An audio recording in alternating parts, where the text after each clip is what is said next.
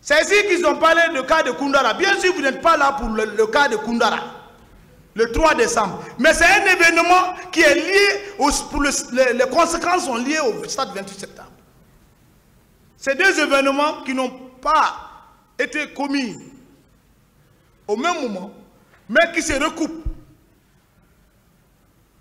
C'est deux actes différents qui n'est pas sur votre table, sauf seulement le cas du 28 septembre.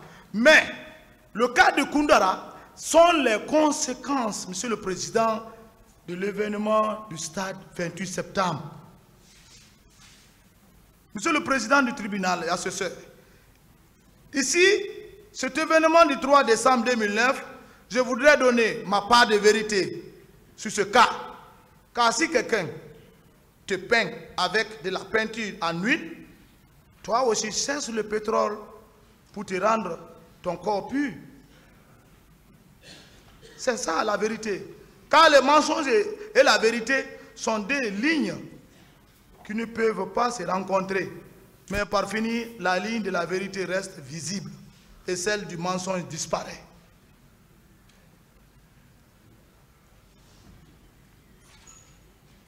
Monsieur le Président et assesseur, Monsieur le procureur et substitut, je sais bien que l'événement du 3 décembre n'est pas le dossier qui est sur votre table de jugement. Mais l'événement du 3 décembre 2009, où le président Dadis a reçu une balle qui lui a frotté sur la tête, est l'une des conséquences de l'événement du 28 septembre 2009. Parce que le président Dadis a voulu, et il est d'ailleurs en train de le faire, protéger ceux dont il a donné l'ordre, sa planification exécutoire. C'est la vérité. Ce n'est pas un coup d'État.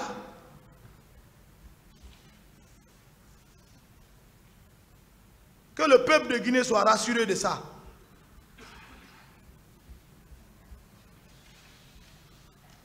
Cette planification exécutoire par sa garde parallèle et sacrifier le commandant Toumba Diakité et moi en coulisses. Moi, on ne me disait pas.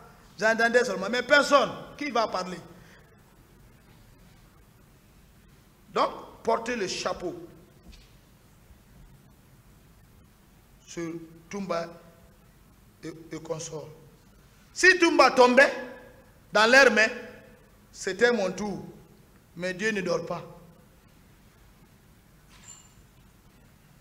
Après l'événement du cas du 28 septembre 2009, moi, Marcel, d'abord, j'étais quelqu'un simple, subordonné, mais j'observais tout ce qui me semblait douteuse et très méfiant.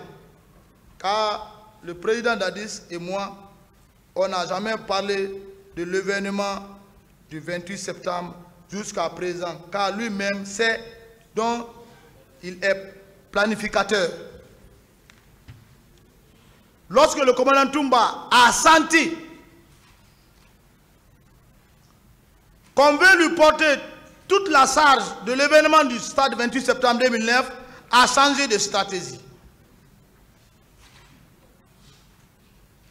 Et s'est senti trahi. Ça, c'est mon observation parce que j'étais à la présidence à l'époque.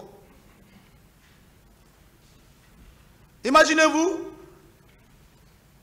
je vais détailler un peu, septembre, décembre, il y a quelques mois. Rien n'était mis en place. Qu'est-ce qu'il faut faire?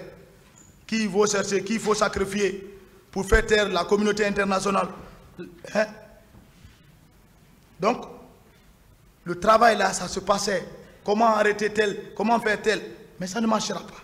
Ça n'a pas pu marcher. Il faut arrêter Toumba. C'est ça que moi, j'attendais. Mais personne ne pouvait pas arrêter Toumba. Oubliez Marcel. C'est ce que je dis, c'est la vérité. On a travaillé pour le président Dadis, pour le pouvoir, et il nous a trahis. C'est fait. et se fait trahir lui-même par son plan machiavélique. Si c'est Toumba et Marcel qui avaient exécuté l'ordre du président Dadis pour le mouvement de l'avènement de l'avènement 2009, le président Dadis n'allait pas hésiter de nous faire arrêter. Si j'entends ici dire que Toumba était lourdement armé par le président Dadis, ça me fait rire. Un chef d'État qui a nommé quelqu'un à un poste et dit que ce dernier est lourdement armé. Cet argument ne tient pas. Quel armement que Toumba avait? Non.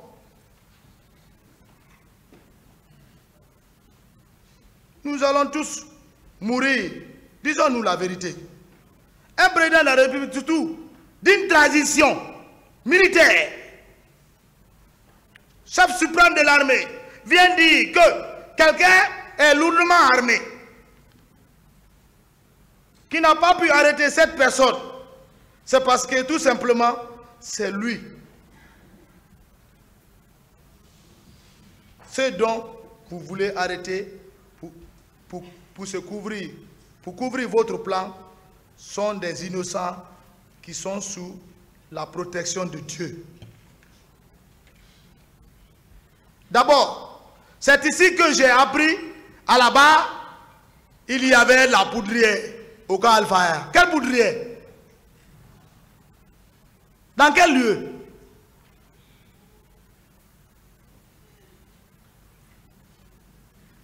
Cela n'est pas vrai. Parce que la poudrière du camp Al-Faya à Diallo a été explosée dans les années 2000, au temps du général Lansana Conté.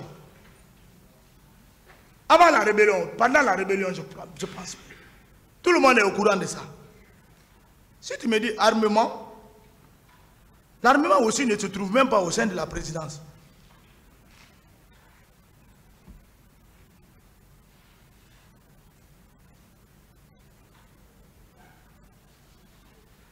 Cette poudrière qui fut explosée, que le général Lansana Conté a fait construire les bâtiments dont on a transformé comme présidence au temps du CNDD, du pouvoir de Dadis.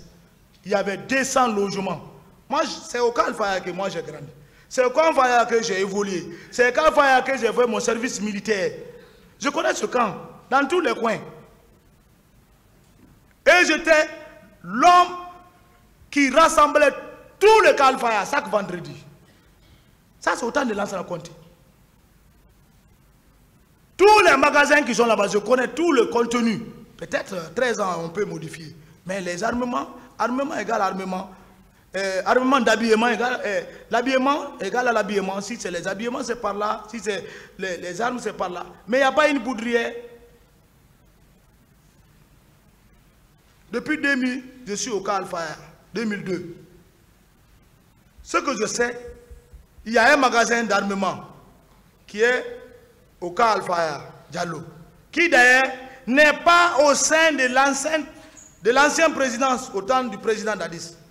Et le chef magasinier n'était même pas lié à la présidence.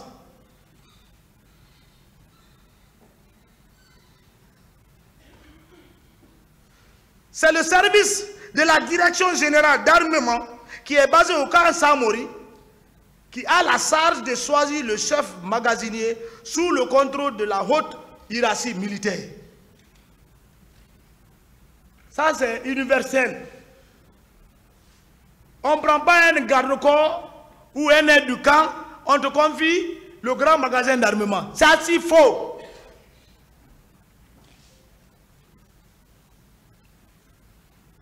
L'armement n'appartient pas à la présidence. L'armement, c'est pour l'armée. C'est pour l'État, pour la souveraineté. Il y a plusieurs armes. Quand on dit armement, ce n'est pas PMAK seulement qui est là-bas. Il y a toutes les armes que je ne vais pas nommer. Donc, cette clé est sous la responsabilité de la direction d'armement. Il y a une direction d'armement au camp Samori. Ce n'est pas nous qui avons créé ça. Ils sont là. Jusqu'à présent, cette direction est là, qui coordonne toutes les armes qui sont dans les différents magasins, dans chaque unité du pays.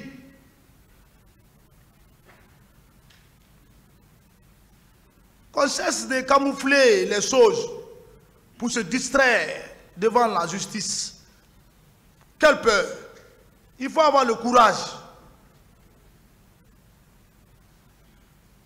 Alors, un individu ne peut pas prendre les armes au magasin d'armement sans l'ordre de la haute hiérarchie. Ça, c'est clair. Tu ne peux pas te lever par le fils du président, ou bien neveu, ou bien commandant, ou bien aide du camp. Ouvrez le magasin là, je veux les armes. Jamais. Ça se passe par hiérarchie. La haute hiérarchie, le chef d'état-major général des armées, doit être informé, le président de la République, ministre de la Défense, ainsi de suite. En tout cas, ça ne passera pas dans les coulisses. À plus forte, peut-être, le président de la République peut ordonner à tout moment, à tout lieu, et c'est exécutoire.